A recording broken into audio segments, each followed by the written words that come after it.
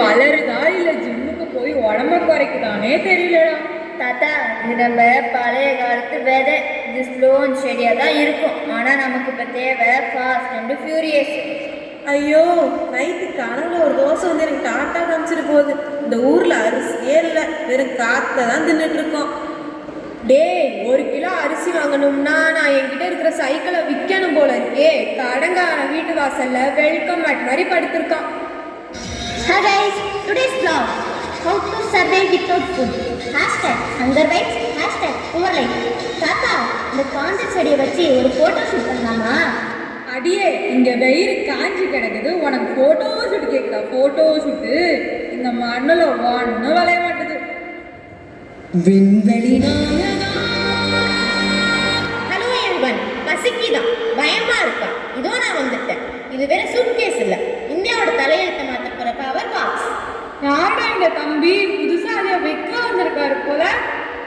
தாத்தா, நான் விற்க வரல, விதைக்க வந்திருக்கேன். இதை பாருங்க, இது ஸ்பெஷல் விதைகள். இதுக்கு தேவையான டயட் உரங்களை கொடுத்தனால 3 மாசத்துக்குள்ள மூட்டை மூட்டையா அரிசி வரும். தம்பி, இதெல்லாம் செட் ஆகுமா? இதுக்கு எவ்வளோ காசு ஆகும்? கவலைப்படாதீங்க, அரசாங்கம் உங்களுக்கு உதவி பண்ணும். ஆனால் ஒன்று, இதுக்கு நிறைய தண்ணி ஊற்றணும், நல்லா கவனிச்சுக்கிட்டா அப்போதான் நல்லா பாடி பில்டர்ஸ் மாதிரி வளரும். ஓ, அப்படின்னா இதுக்கு ஸ்பெஷல் கேர் வேணும்னு சொல்லுங்க. எங்கள் காலேஜில் இதெல்லாம் பசுமை பிரச்சனை சொல்லி கொடுத்தாங்க. தம்பி, உண்மையாவே சோறு கிடைக்குமா இல்லை இதுவும் ஏதாவது ஆன்லைன் ஸ்கேமா? நம்பிக்கை வைங்க அம்மா, இது இந்தியாவின் பசியை தீர்க்க வந்த புரட்சி.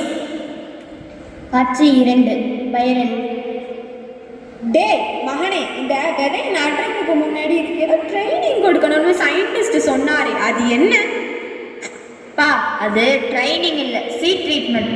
இந்த விதை ரொம்ப சாஃப்ட். இதுக்கு ஏதோ ஸ்பெஷல் பவுடர் போட்டு குளிப்பாட்டணும்.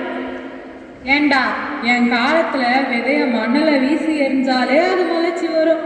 இது என்னடா, இதுக்கு பவுடர் போட்டு சென்ட் அடிச்சு அப்புறம் தான் மண்ணிலே போடணுமா? இது என்ன பயிரா இல்லை பியூட்டி கஸ்டமரா? தாத்தா, இதுதான் ஹைட்ரேஷன். அப்போதான் பயிர் அழகாக க்ளோ ஆகும். நான் இப்போ ஒரு ரீல் கொடுப்பேன். #skincare4cars, #formlate. டே, இதுக்கு போடுற அந்த பவுடர் விலை என்ன 1 மாதம் பென்ஷன் காசை விட அதிகமாக இருக்கே. ஒரு வேளை இது மட்டும் முளைக்காம போணுச்சுன்னா இந்த கால்குலேட்டரை தலையிலேயே அடிச்சு போயிட்டா. பா, கவலைப்படாதீங்க, சயின்டிஸ்ட் என்ன சொன்னார்?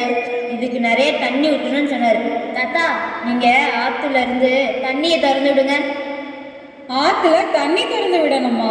டேய், அங்கே ஆல்ரெடி ஊர் மக்கள் எல்லாம் துணி துவைச்சிட்டு இருக்காங்க. அந்த தண்ணியை திறந்து விட்டா நம்ம வயல் நெல்லுக்கு பதிலாக சோப்பு நுரை தாண்டா வரும். ஓ மை காட், நுரை வந்தா இன்னும் சூப்பர் தாத்தா. #bubble farmனு ட்ரெண்ட் பண்ணிடலாம்.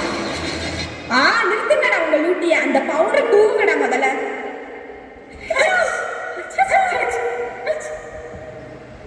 என்னங்க நடக்குதுங்க? விவசாயம் பண்றீங்களா இல்லை கோழி பண்டிகை கொண்டாடுறீங்களா? அந்த பக்கம் சயின்டிஸ்ட் வராரு பாருங்க. என்னப்பா, வேலையெல்லாம் எப்படி போகுது? பயிர் ரெடியா?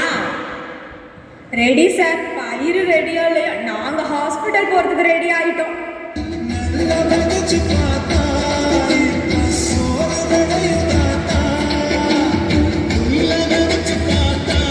3, நன்றாக அறுவடை முடிந்த பிறகு. நீங்க நம்ம வீட்டுல 3 வேளையும் சோறுதான். அரிசி முட்டையை வைக்க இடமே காணோம். வட்டி கட்டி முடிச்சாச்சு. இன்னைக்கு தான் நான் நிம்மதியா தூங்க வேண்டாம். இந்த மேஜிக் விதை வேலை செஞ்சிருச்சு. Oh my god, from 0 to hero. My farm is literal gold right now. #green revolution, #it's life. டேய் பேரணி, நிஜமாவே இது பெரிய விஷயம்தான். ஆனா ஏன் எல்லாமே ஒரே மாதிரி அரிசியா இருக்கு? நம்ம பழைய காலத்து அந்த சத்தான கம்பு, கேழ்வரகு எல்லாம் எங்க? அதான் தாத்தா, இதோட சின்ன ட்விஸ்ட்டு. பயிர் போக்க நம்ம அரிசி அதிகமாக்கிட்டோம், ஆனால் அந்த சத்தான சிறுதானியங்களை கொஞ்சம் மறந்துட்டோம்.